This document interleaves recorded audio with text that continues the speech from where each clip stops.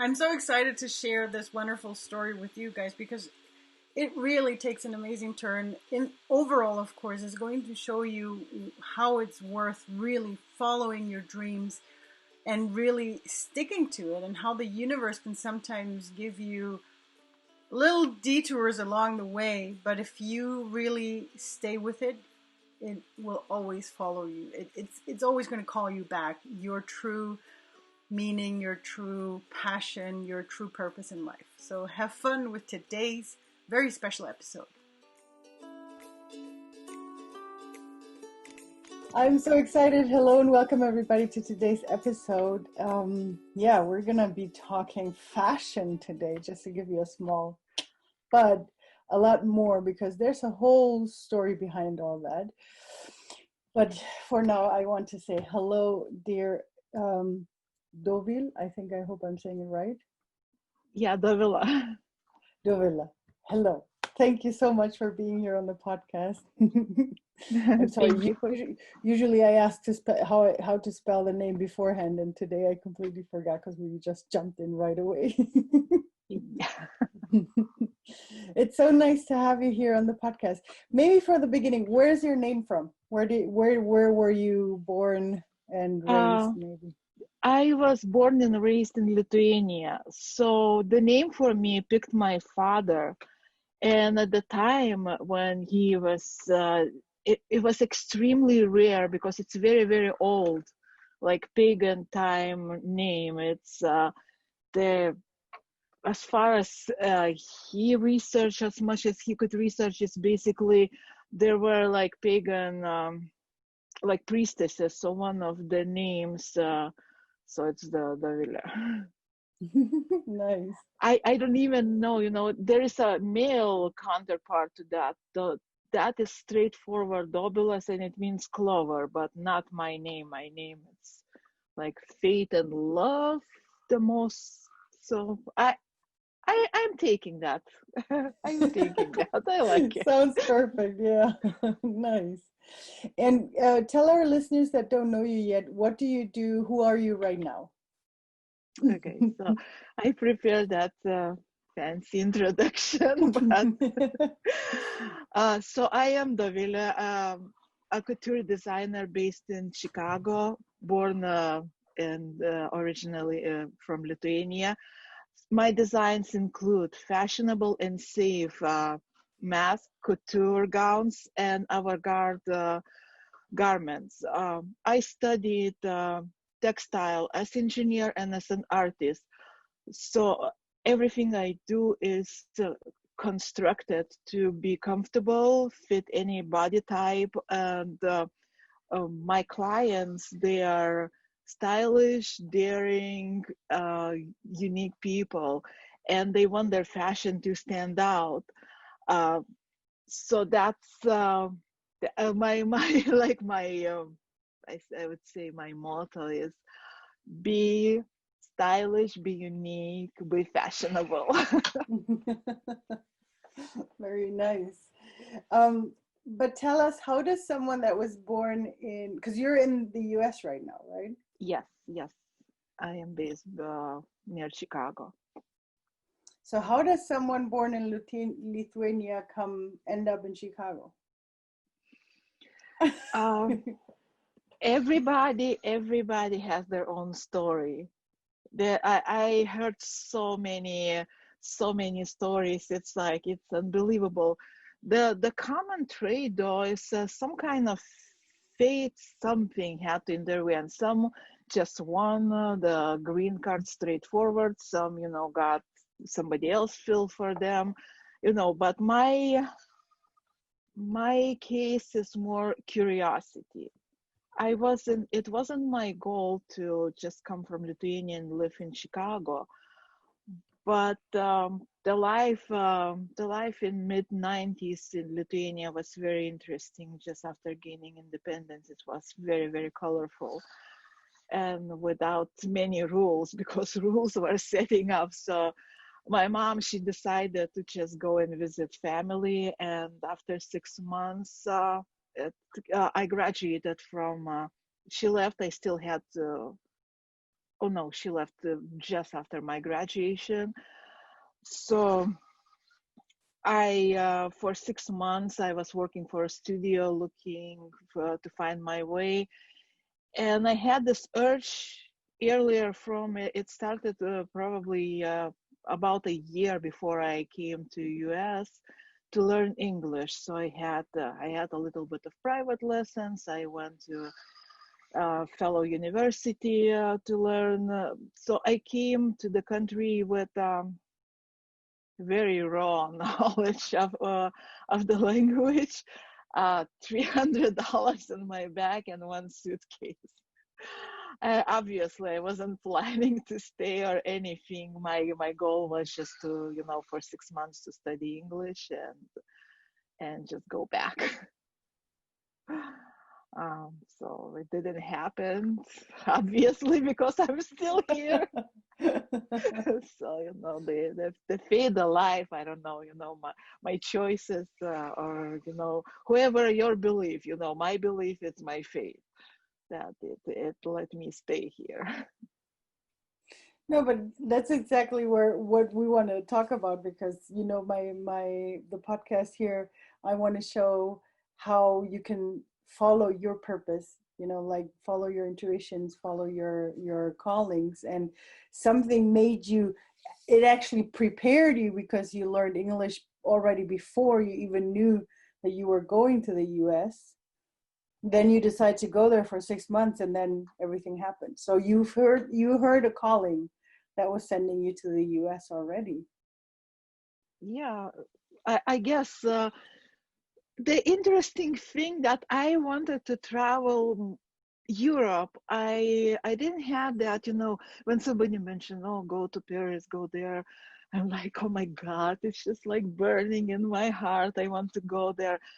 With US, it was more like, I don't really know that country. It didn't seem like too interesting culturally, because I was all about art, the culture, and all that. It seemed too young, too fresh. It's all kinds of stereotypes about each and every country, but that I was giving up into stereotypes. So at that time when I was leaving for US, I more imagined myself like, if I live ever abroad, it would be more like Germany or some other European country. Especially because were you into fashion at that time already? I was into fashion more. It was like conglomerate of surface design, because that's what exactly I was graduated from art school in textile. So I was more, the fashion design just fell into my lap. I like, if we continue to talk about, so all my life, I couldn't separate myself from the fashion, even if I tried. When I strayed too far and just somebody called me, or I see some, basically it's always some kind of call to action in the fashion. So it's always been calling you. How was it for you to make the decision from staying 6 months to study the language to staying longer? How was that for you? Because I mean, your mom was already back in Lithuania, or was she still visiting? She was still visiting. Our plan was, for her to stay 1 year. Yeah. So I stay 6 months. She will at that time wait 1 year, and we just go. The very very original plan was for us to go back together, but no, not straight to Lithuania, but a flight to Spain, buy a car, and then return to go to Italy, and like kind of zigzag our way back to Lithuania. Obviously, it never happened because I stayed. It's another.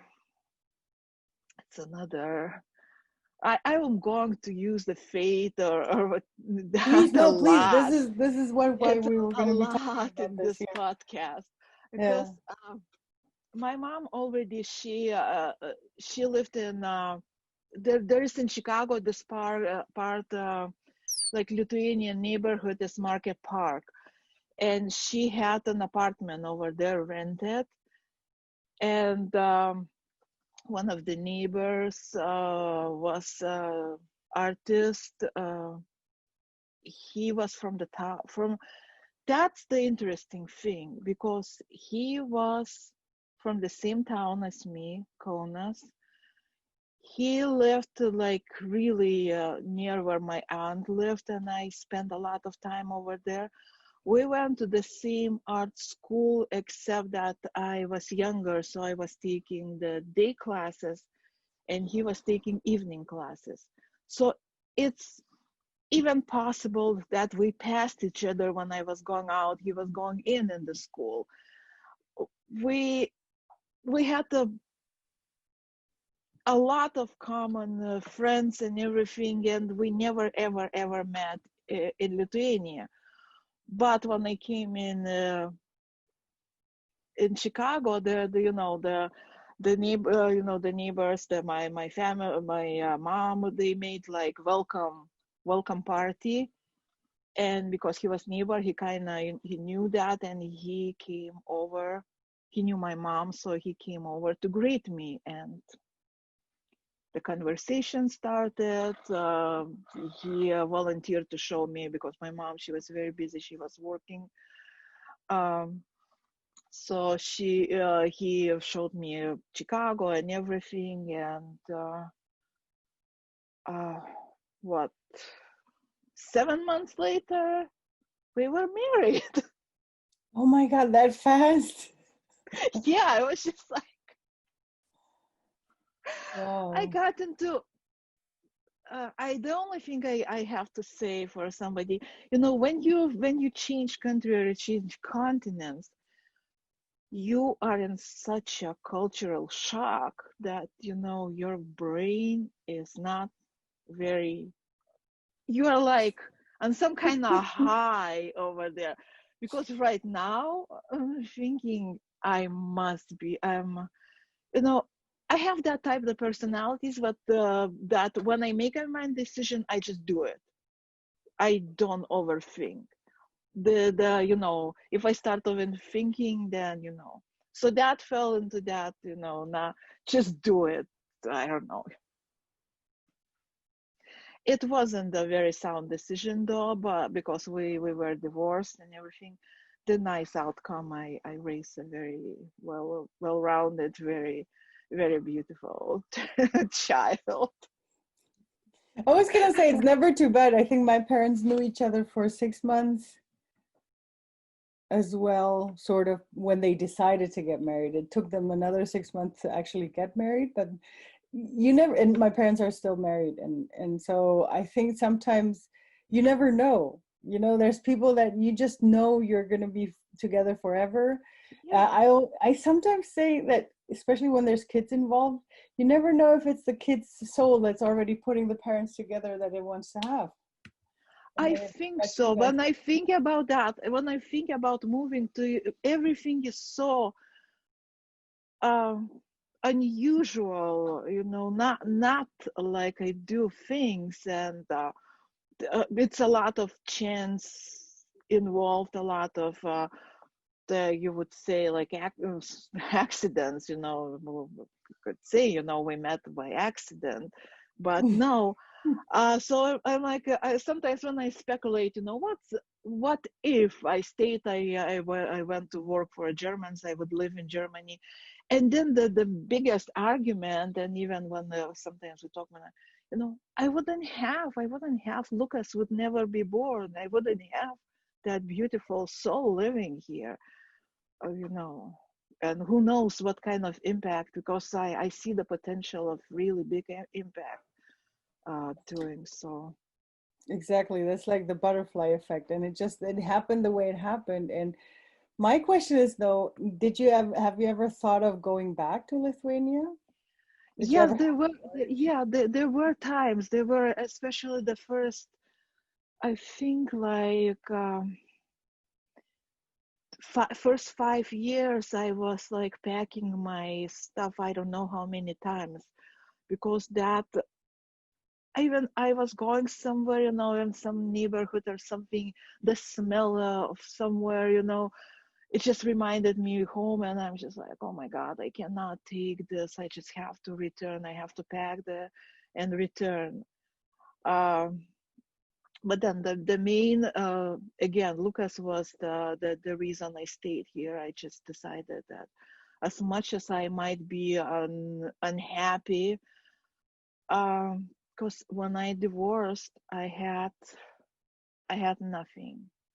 I had nowhere to stay. I had no job, and I had a baby in my hand.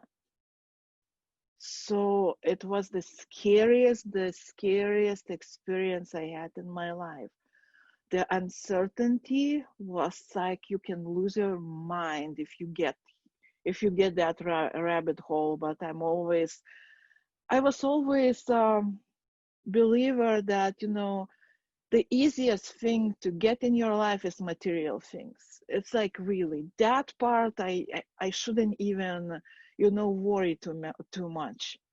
Although I didn't have a job and it took me a while to get established, but still I was like, that part is easy. You know, the other parts, you know, if you are unhappy with your, say, your family, how you look, your character, you are like done, because you can, those things you can change, but it's very limited range how you can affect that.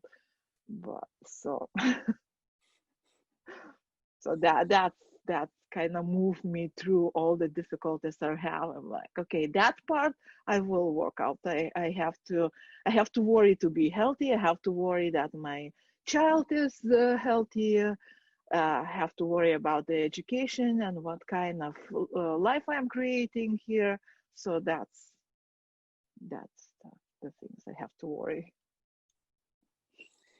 Yeah, but then also you say that it's also faith that everything happened the way it happened, right? So now you're there. You already built a wonderful life with what you do right now, with how you're.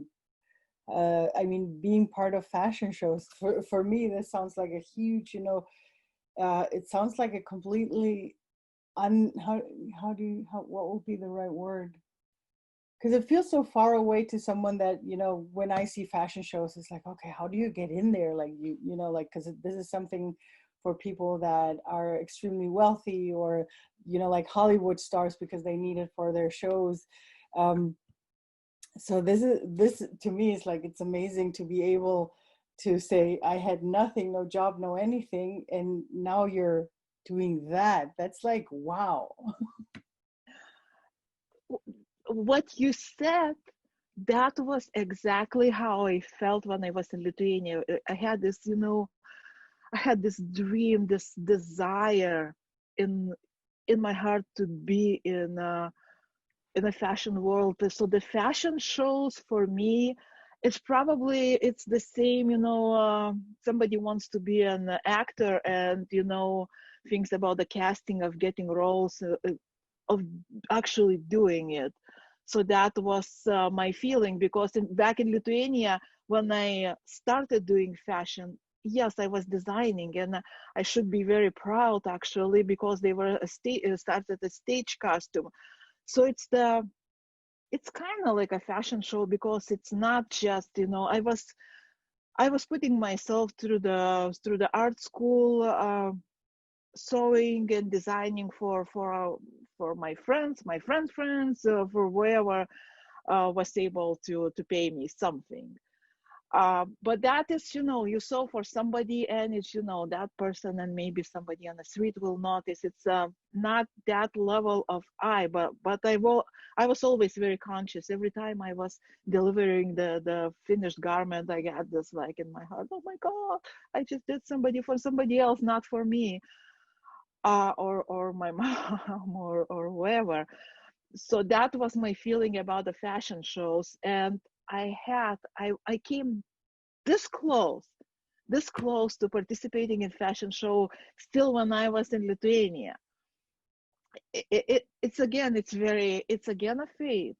It's again a interesting story, because I was sitting in the home, and and drinking coffee at my good acquaintance. She was a seamstress. Mm-hmm. And we kind of, because we had common interests, and we befriended and we became a friend. And while I was sitting there, another textile artist came, and she had a few no, I'm lying. Somebody else came, but she had the sketches of another my colleague. And she's like, you know what, this woman, she's a big deal in Lithuania. So she had this woman and the fashion. She had those fashion shows, and everybody in those fashion shows, it's only who is who, because there was a very rigorous process to get there. She was inviting to guest judges from Paris. So it was probably one of the biggest fashion events in Lithuania. So she came, this woman, she approached me and everything, and she has the team. I have those sketches, and and I was sitting here over there and listening, and just like, you know what? I want to do that too. Would you mind for me to do a sketches for that? And see what happened. And she's like, yeah, of course, let's do it. So I run home, I make a sketches, I run back next day, there are the sketches, compare and see what do you think, and who is going to be. So the sketches were submitted, and my sketches went through, and we started working on a collection. And then there was some, disconnect. She had her own vision, I had my own vision. Then the organizer where we show, basically it happened that the collection was never finished. That was never finished. Oh my God, I'm so sorry. So collection was never finished, but the dream, the seed that I came so close, it stayed. And it took many years. So that happened the year I left, 1995. So my first fashion show actually happened in 2015. So see, 2 decades. It was sitting dormant for 2 decades. The life had to be, in those 2 decades, I had to came from nobody in this country to somebody who can show up and show something. So I wasn't fast. I had to be very patient and to really listen to my desires. So yeah, but that's I mean that's where I believe, like you said, with the fate. But I also believe that because you trusted, on one hand, you trusted in what your desires were saying on one hand, but you stuck to it because it was something calling you. It was something inside of you saying, this is where I want to, this is my purpose, right? Yeah. The one episode from my life, like I said, I was when I decided to separate from my ex-husband, had nothing, nowhere to stay, no money. I forgot when I left the home, when I was fed up. I even forgot my purse, my wallet, my documents. I just went with how I am. Then a few months later, my mom, she helped, and some people who knew my situation, so they let to stay in their place. Everywhere I go, I always meet, like, I had to rely on kindness of strangers. So I'm very careful, if somebody around me, I can feel, if they're struggling, if I can help, I can't turn the cold shoulder, I can't. Even if somebody is begging on the street corner, and I'm pretty sure that they are like addicts, and I have some money, I'm just give, just take the money, don't go commit a crime or something, But going back, so I already had a place where to live, but I didn't have a job. So I started looking, it was like 1999, 2000, I think it was like 2000s. So there was those, if you go to grocery store, there were those publications just for job seekers. They were like, it's weekly, twice a week. I don't know, the frequency, how they were updated, but you can always find the fresh. So it was a book, it was several hundreds of different, you can choose the area you want. So I started applying for the jobs.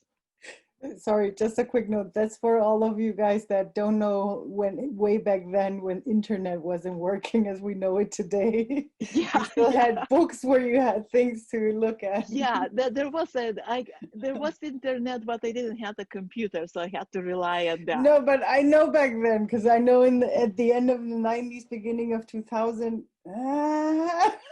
Yeah. Even for job search or selling stuff that before Craigslist. There was still, I know that there was a lot of things done analog, like having books and things like that. Yeah. I've met people who build the fortunes doing exactly this.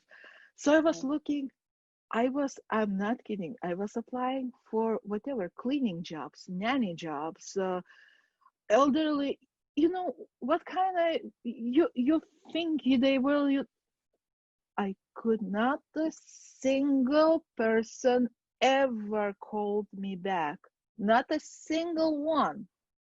And I was sitting afterwards, they said, I was crying until I couldn't cry, what's going on, what is wrong with me, I cannot even get the, store cleaner's job, and they're like, okay, it was like, it's like I think the voice from above. I don't know, how to. It's like, maybe you are too good for them. That's why you're not getting them. Maybe you should look a little bit higher. You just graduated from art school. Just don't lower your standards and see what happens. And that was very scary because I didn't know the process. See, I came from the small country. All the jobs I got over there is because we know each other. So I have no idea what it is resume, what is CV, what is interview. I had no idea about even the hiring process that works here. So when I looked, at those jobs, and I like, send your resume and references. I'm like, resume and references. I'm still learning in English, so it's like I'm expanding my vocabulary. It's like, okay, resume and references. I have to find somebody to explain it to me what it is, because I cannot, just call those people and ask, resume, what is the resume? Because that I understood, I will just like immediately get myself out of competition. And the people actually, I met the people who were willing to help me with that. So I met somebody, it was my ex-husband friend, photographer. He was in the graphic design. So he's like, look, with the qualifications you have right now, it's the easiest path to get a job is go into graphic design field. So he basically helped me to buy a computer, install software, get advice, where to go get my education. He advised me not even bother with education, just learn everything myself. So for several months, my routine was I put my child, my baby, to sleep, sit on the computer, and all night while when he was sleeping, I was learning the software and building my portfolio. Oh yeah, another thing, portfolio. Building portfolio, resume, and everything. And then I start sending my resumes. And I prepared myself for graphic design. But my actual very first job interview was for fashion designer job. Nice. I blew it like spectacularly. Like I couldn't teach somebody how to blow an interview. It's like, oh my God. Beginnings, because I didn't have a car and I did rely on public transportation, and in US it's not a Europe, it's public transportation, it's not easy to navigate. So basically I dress wrongly because I came to an interview an hour too early. I wasn't prepared to ask no, I was prepared, but I didn't dare to ask the right questions. I wasn't brave enough. It's all kinds of things. But it was your And first interview. it was my first interview, and I couldn't believe, because the company was they were the headquarters were in Italy, and actually they were for children clothes, and my first collection in Lithuania that I sold was for children clothes. So it tied to that, but my baby's best clothes were from that company. It was like, for me it was like Dior. How nice. There was a very, very high end of children clothes. So and it was for lead designer, not just a designer, it was for lead design. So I think, after that, like every interview, everything was very easy. Because I really already done this. I went from the highest in my first try. Yeah, but I think that's the thing is that you tried, but you still kept on going afterwards, even though it didn't go that well. But I mean, No, because of that, you learned so much and made the other ones better. yeah, exactly. So it was the chance. Again, I was going for interviews and I was getting nowhere. And then I had one interview for a packaging for pharmaceutical. And we had a very long interview, and I think by that time I was comfortable enough. So it basically went more like, like what we're doing right now. It's like more conversation, who I am, what I came, what I know, what I don't know. I wasn't afraid to be raw in this interview.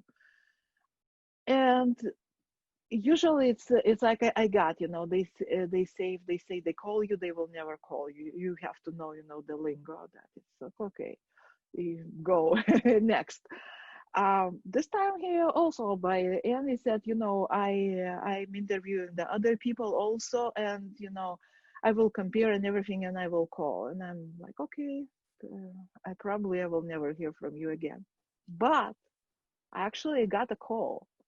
But it wasn't the call that we're hiring you. No, the call was like this, the interview was actually the best I had with all the candidates.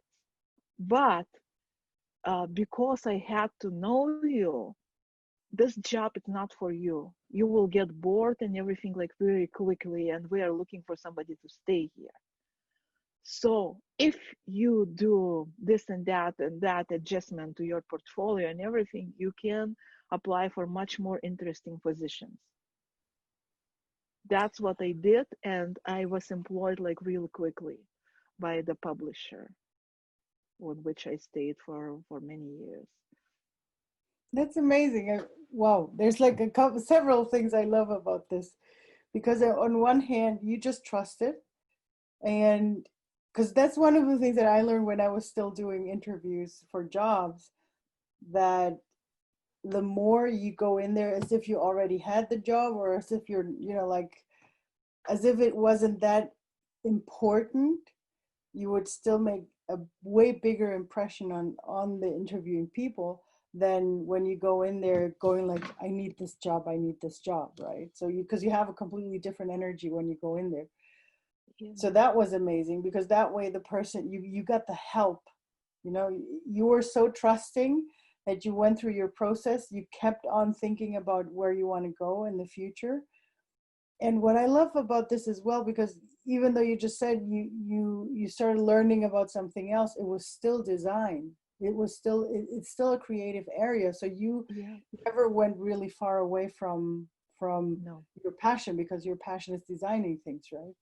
yeah, yeah. I just, when I decided, that I have to, and the job searches, that I should not lower my standards. I'm like, I would not sacrifice the creativity. If the job has not that creative a part of it, I'm not going even look, apply, and even, if somebody say, come here and we employ you, I'm not going to even to go there. So when it wasn't easy, riding from them. It's still a few months went, and in between, my good friend, she worked as a caretaker for this family, and the son of a woman who she's taking care. He had his own advertising agency in Chicago. So she is she's very intelligent. She's very good. That the family really loved her. So she mentioned, because I was looking and I was getting very desperate. So she mentioned for that son that, my girlfriend, she looks she's from Lithuania, but she's really good and she's looking for a job in graphic design. And he set an appointment for me to come into the studio with my portfolio, with everything, and he will look through everything and either employ me or give me some advice and everything, how to get into the field. So I spent, oh my God, I spent like several hours. He was showed me the whole agency, how it what they are doing, the what kind of design, what kind of the showed me the clients they have. They looked through my portfolio. He like which you he looked at like, you're very European, and you're it's like, hello. I just graduated from the school in Europe. All I know about design is European. So it was really funny. So, but he's like, um, go, get some kind of certificate or something, to be like um, more official in US. So basically, by his advice, I got another degree. So I have also degree from International Academy of Design and Technology, which actually I could study fashion design over there. But Nice.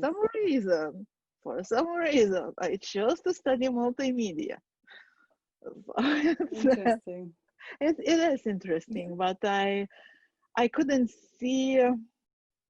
It was weird, I couldn't see myself. I was so I was so focused. I'm just like quickly getting a job because I had to raise this child and everything. So for me, it seems that fashion design is a longer way, because here I already have connection. I already have like pointers and everything, so everything is already going there. um that I don't regret getting that degree. uh but the interesting thing, because the same day, the exact same day, I was employed for the publisher of the magazine, and I was admitted to the school. So for a time I was going full-time job, almost full-time job, and full-time school. I was leaving my home at 5 in the morning and I was returning 11 at night. For a year, I saw my child only sleeping in a crib. Oh, My heart was crushed. I was crying nonstop. Um, I don't even know how I survived that year. I don't know. And in addition to all that, I was A plus student at school. When I graduated, I was sitting. My the dean had to learn how to pronounce my name, because his biggest concern, because I had to go like separately, like all my class, and then me, I was sitting on the stage, because each different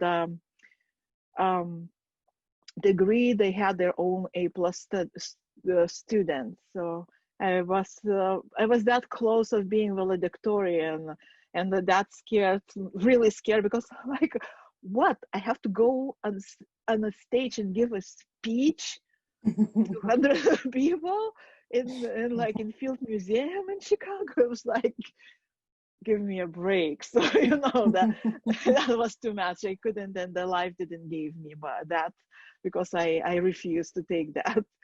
I felt, when I refused, I felt that I'm not going to get that. So I'm out of the running for the valedictorian. But yeah. I'm still one of the accomplishments. I'm still, because it's lifelong membership, Beta Gamma Kappa honor society. So everybody who has a perfect score. So I'm in that with some Hollywood stars, and very, very, very, very famous people. But this is like what I think, or at least what I understand, is what the American dream is, because you went there, you came to the US, you didn't have maybe in the beginning it was fine because you got married and with love and everything, and then it just, you started from scratch, from nothing. But what I love about even studying something new, you stayed true to your core studies from Lithuania, and you studied something else because you didn't, because you wanted to, to me it feels like, because you wanted to keep your fashion sense that you had learned in Lithuania. Yes.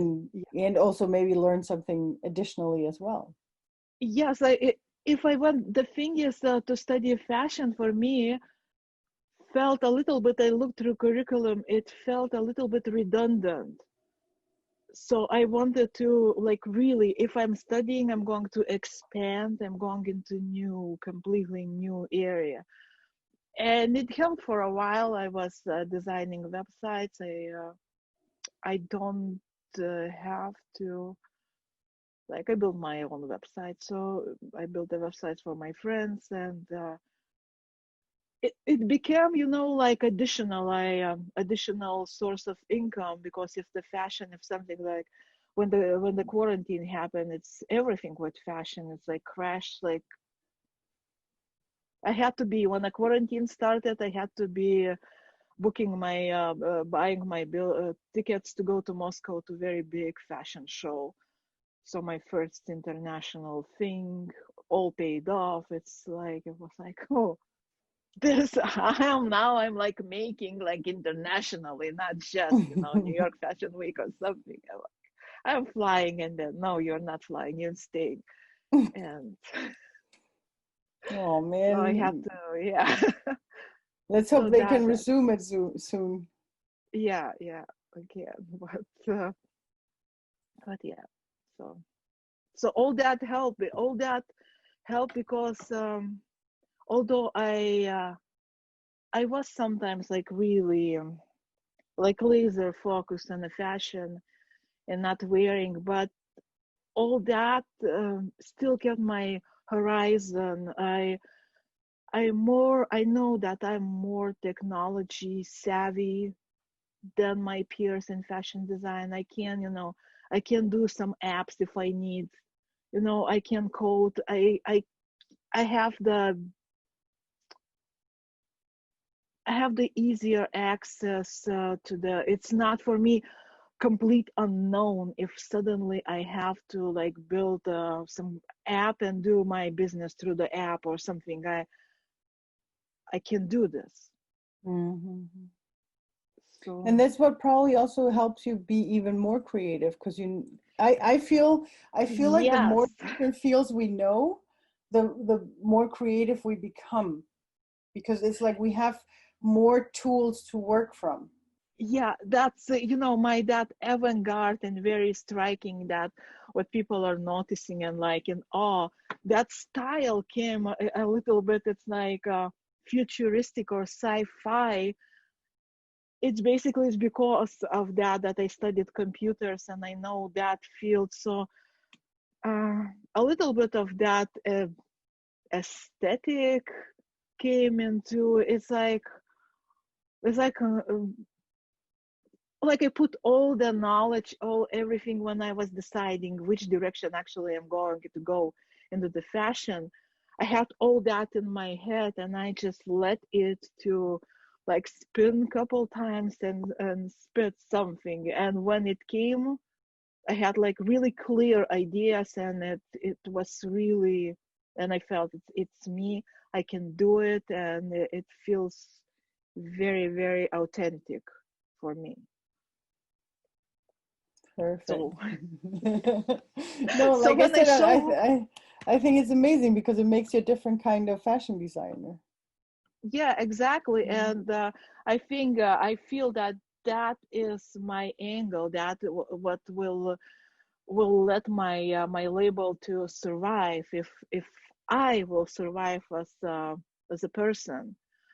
Because the trials and then the pressure sometimes it's really, oh my God, it's a lot. And sometimes I have to be very, very, very extremely quick with the thinking and with everything. So I have to know what I'm doing, when I'm going, what is my style, what makes me, and what makes that what I am doing stand out from the sea, because there's thousands of brilliant designers. I feel, with the level of notoriety of getting lately, I feel like, oh my God, I'm just like, how I was noticed and this brilliant designer not, it was overlooked. It could very easily be me. And then because that's the interesting thing is that yes, the uniqueness and originality was always when I even started. If I Because I know how to construct, I know how to sew, I can replicate whatever. I did had clients who wanted me exactly that, to replicate some famous costume. I have done, like for one of the clients, I replicated the last costume of the singer Selena. So I can do this, but for me it was very, very, very important to be original. I thought for myself, I will drop out of fashion design just like that if I start rehashing what somebody else did. Mm-hmm. If I if I catch myself like doing what collections from the I will pick from that designer, this from that designer, that that's it, that's end, and Dovile art, it's no more. The but the really hard uh, hard thing for me was because all those designs they were rotating in my head for some time. So when I put them on a paper finally and everything, I'm very familiar with that. I'm very, very familiar. And that I couldn't distinguish where that familiarity comes from. Did I saw something somewhere and I just copied? Or is it actually I created that, but because I was uh, nesting that design for such a long time, it became very, very familiar. So that was the part. So sometimes I had to like I was calling Lucas from the room, and I'm like, come here, what do you think? Did I copy somebody or is it original? It was it was that absurd. But the process had to be done, and it's just like, okay.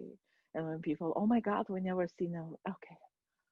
Okay, it means that it's me. And I think it's also hard because, I mean, how many things have already been created, Yes. and how much more can we create without Yeah, copying bits and pieces from other, and it might not even be copied, it's just your idea, but it just, it might be similar here or there, or yeah. you It's know like, okay, how many white blouses we can create? hmm How? But exactly.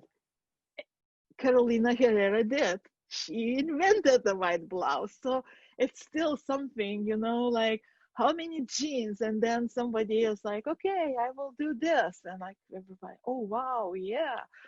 Mm. Or the little black one, is it Coco Chanel? Yeah, Coco Chanel.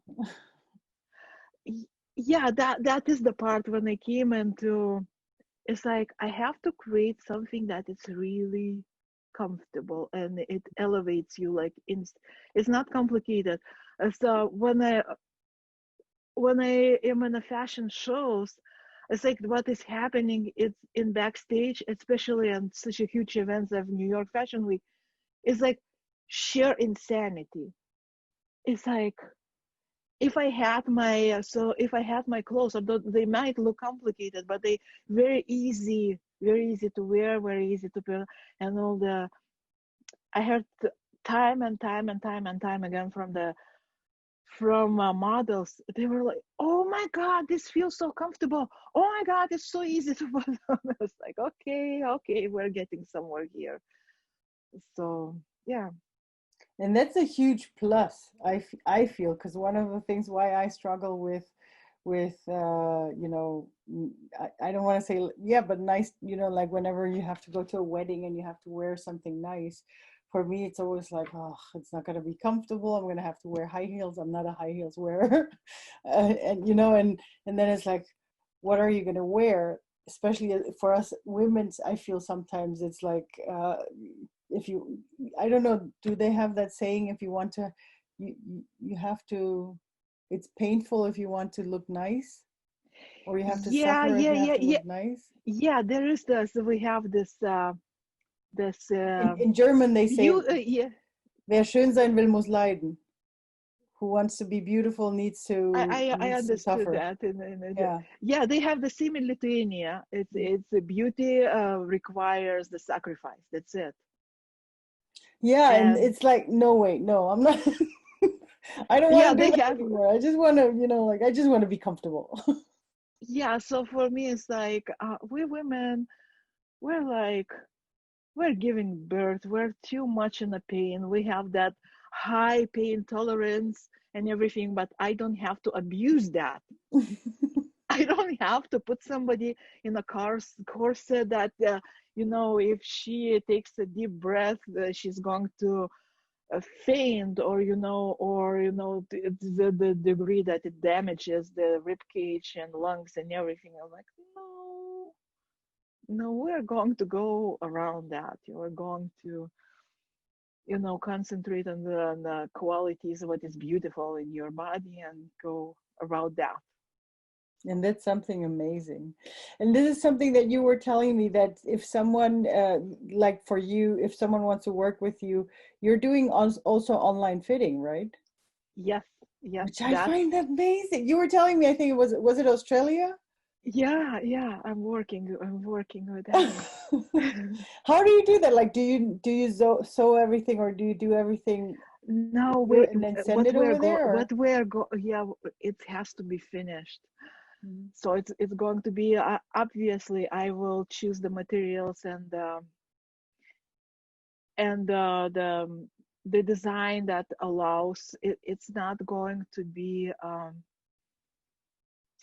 very like a suit. It's very well constructed, Mhm. and you actually have to have that person, because every single piece of it has to come to a point where it has to be, you Mhm. know the waist has to be that, the height of the waist has to be here, it has to close, it cannot be too big, it cannot be too small. So that we're going to work on a garment that is a little bit more forgiving. Uh, but at the same time, we're going to have like measuring session. So we're going to go on a Zoom, and I will show you which exactly where to put, so I can see, I can actually watch how she's doing it, that Mm-hmm. she's doing that correctly. And then I will have to relay that I am doing, the patterns. That's the plus, that I know how to make a pattern. So that's going to be interesting. Oh, Because but right now, it's very exciting. So for everybody tuning in, if you guys need a special something to wear to whatever, because it can be, wedding, what were we saying, yeah, birthday party, gala, if you have, finishing university, whatever. We always need clothes somewhere. yeah, So yeah. if you feel like that you want something very special, very unique that you're not going to find everywhere, you can definitely I think you were creating also very special masks right now. Yeah. I did for that mask. It was like, I felt like I got a degree or something, because I started from fabrics. It's like, what kind of fabrics? What kind of fabrics the medical field uses? What fabrics are comparable right now? I can go in a store and buy. So then, what is important, how, like, the fitting, what is important. Then all kinds of, so I spent hours and hours and hours and hours just going through different papers, different lab results. I found one, where they put, how different fabrics, how the filtering abilities from Mm-hmm. different fabrics, from the highest to the lowest, and all kinds, then what happens if you double the fabric, what happens if you add a filter, what kind of filter, where you find. And it's always in the beginning of the quarantine, so nothing, the stores, the closed, online, nothing available, everything is suddenly, like, in one day everything was bought. That was the time of the total chaos. And so I feel that I went so far from that when I started. And when finally I found enough, because for me, I could go for a fashion just like that, but I felt like, what if people just buy my mask and they are not protective, and I'm just fooling, somebody, if that, the person is protected, but in fact Mm-hmm. it's not. That was my biggest fear, and that was that level when I cannot sacrifice. So that's why I did all the research and all the documents, all the, up to even, some high schoolers paper from for uh, the science fair somewhere Mm-hmm. in California. Oh, So nice. he actually did a filtering capacities, silk versus cotton. So I read the whole paper Okay. that kid did, and so it's everything. I found even, the inventor of that N95 filter. I read his paper, and took the notes. What. And then I found the equivalent, because that filter was unavailable, and it became available just recently. I could order, but Mm-hmm. I already see, I have the whole roll. I ordered that from Korea. They developed their own filter in Korea, so I Okay. got this. Um, so, and when I had that base, okay, I have the filter, I have the antimicrobial fabric, so now I can go crazy and creative, and then I start building, by my, with the bubbles, with the different fabrics, and shiny and futuristic, and all the way out there. And I'm not done. I will release the new, because it seems that the mask in a public event, they're going to stay. I was last month, I was in Miami for the photo shoot and for a little fashion show and exhibition opening, and it was, there was the artwork and everything that was created by the artist during the quarantine, because you can lock the people in home, you cannot lock creativity. That is, you can. So we Yeah. kept creating, we still kept doing the things. And there were, the mayor of Miami, all kinds of politicians. There was all kinds of very interesting people. So the ladies, it was black tie event. So because everybody wants to dress up. We sat too long, in there. So do we want to show up? Well, do we want to go from our pajamas into nice gowns for once in a while? But it was required for everybody to wear the masks because it's a public event. So they had to. The venue, it was holding 400 people, and actually invitations were sent for 400 people, but I think only like 100 or something people were allowed to be there. But so everybody were wearing masks, and then I noticed those, high society women with, oh my God, the mask is like, I'm like, ooh, I didn't even reach. I thought, with my mask, I'm like, oh, I didn't even reach that level. So now I'm like, okay, it fueled me. We're going to go high fashion, like high fashion. I find that amazing. I like the idea of having masks where you can actually breathe better, because I know a lot of people are suffering with not being able to breathe in the masks. I've noticed, because my mom, I think I told you, my mom does a lot of, she, I wouldn't say that she's just a seamstress, but she also does a lot of those things at home here. And like every person in my family has like 5 different kinds of masks, and she was also going through different kinds of fabrics. I think she's like using up all old t-shirts and things like that to have in there. And it's so amazing to feel, because we as a family, we've been testing all of them, and it's amazing to see with which of those it's good to breathe, with which of them it's like, no way, we're not wearing that anymore. Yeah. Exactly. Exactly. So it's actually nice to have someone from fashion look at it as well, having the knowledge of the fabric as well. Yes. Yes. So yes. And yeah, I have the breathing problem. So I like it, that breathability, it was very close to me, because I couldn't wear. I had an instance when I had to wear, it's a few years back, that blue, the most common, that blue mask, and it was a summertime, and I couldn't. I like either just canceling everything. I cannot breathe. I felt that I'm going to faint from the lack of oxygen. So I'm first like, I have to be better than that blue mask. That's very, very good. We're gonna put definitely all your links under the video, or in the show notes if you're tuning in by podcast, so that you can find Dovile, so that you can find all her fashion. I know your website is really beautiful with all your designs in there. Let me just give you one last question.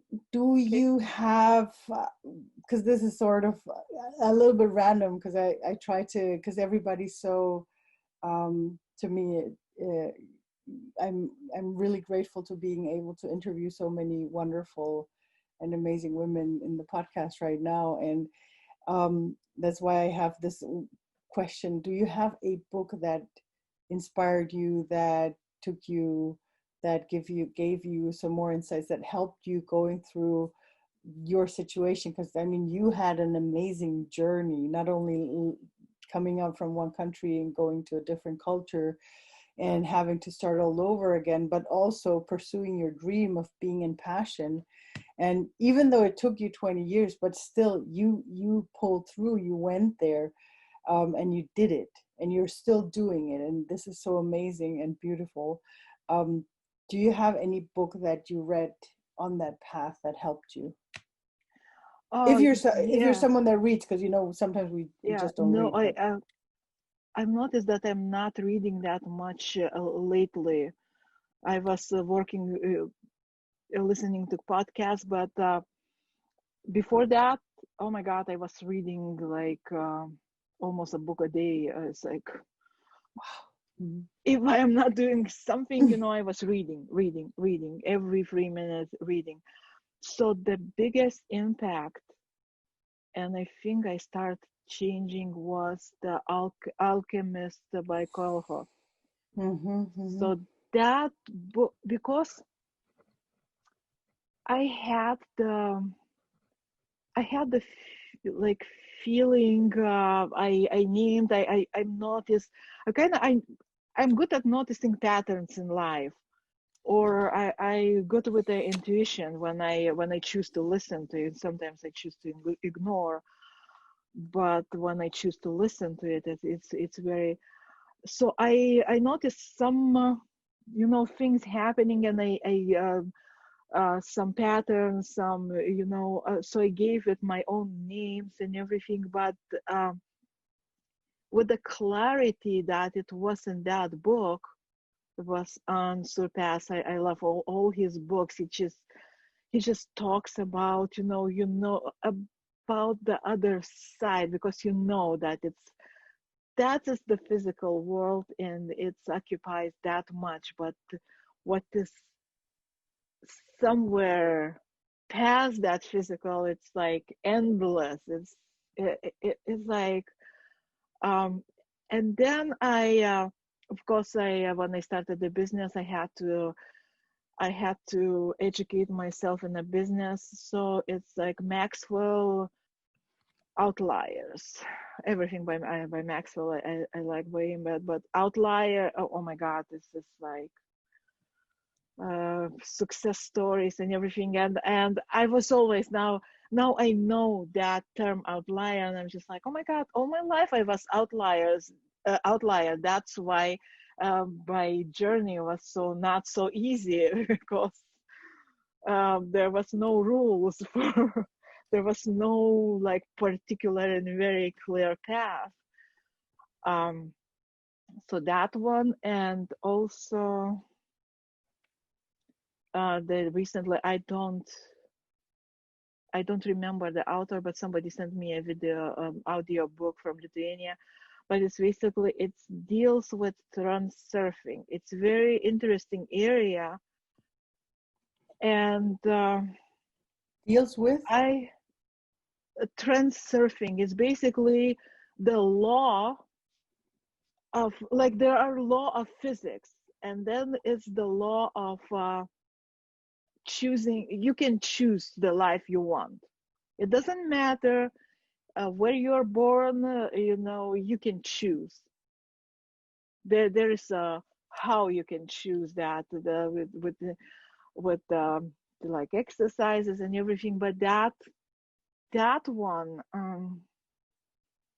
I had it deals with the things I noticed when I was in art school, when we were one of the examples, that it's truly something to it. And when I start, it's interesting. I've never heard a term on anything before, but when I start reading that book, more like listening, it's audiobook, I suddenly, somebody mentions that in a podcast. I noticed somebody post dealing with that. I'm suddenly noticing that people actually are talking about. I came across somebody has a like webinars, and he has like the whole school based on that, and he's dealing with the people and teaching them how to achieve. But the thing is that we were sitting, going back, what I noticed in art school, we were like 5 of us studying textile, and we spent a lot of time in the studio. But we were working, and we have our workstation. We're not communicating. We're very deep into work. Say our professor gave us a team that what to work on, and we sit there and we work. We do like initial sketches, and then the critique time. After a while, the professor coming, show us what you did. And sometimes the most interesting that when it happened, not even when we were in a studio, but we were sitting in our homes, and we're coming back the next day, and we show our sketches, and they are like 90% identical. Like, yeah, I know. how? Yeah, I know. How five different people sitting in, in their homes Mm. came up with the same idea visually?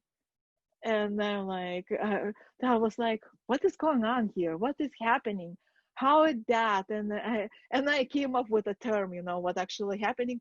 And then I'm reading this book, and this author, he's describing the exact thing what is happening, and give like a formal term or whatever. And I was just like, oh my god, it's Yeah, it's not a like we have figment of my imagination. no, it's like we have this global consciousness that unites Yeah, us all, and it yeah, has always been there. It's just that we don't always listen to it, and we don't always see it, or yeah. It's like, we get now distracted. I'm like, if I get a persistent idea of something, it's like, oh my god, and it's vivid enough, I'm sketch, I write down, and I try to implement this as soon as possible. Because the thing is, if I didn't do that, somebody else will do. Hmm. Hmm. Exactly. Yeah, it's like if Galileo Galilei wouldn't have come up with the idea that the Earth is round, someone else would have. Yeah, But it was just he was yeah, listening. yeah. If not Columbus, somebody Yeah, else would. Somebody exactly, else would. exactly, exactly. Thank you. This was really amazing. I really enjoyed it, and I think we actually passed the hour mark. But it was just, yeah, it was just so beautiful. I'm really glad we did it. It was really nice to hear your story, because I think it's very inspiring. I hope it's very inspiring to our listeners as well to Yeah, I hope so. stay true to themselves the way you did. It's so amazing. You've always been in the same field somehow, always being very creative and listening to your inner creator, and look where you're right now. This is like from scratch coming to that. This is like amazing. Really, really. Thank you so much for sharing your Thank story. you. Thank you for having. Thank you for giving me opportunity to share. I really hope it's useful for somebody. Thank you. And thank you to all our listeners for tuning in this long. As I said, you're going to have all the links below in underneath the video and in the show notes so that you can find the reel. And thank you so much for listening in again. Have a great time, everybody. Bye bye. Bye bye.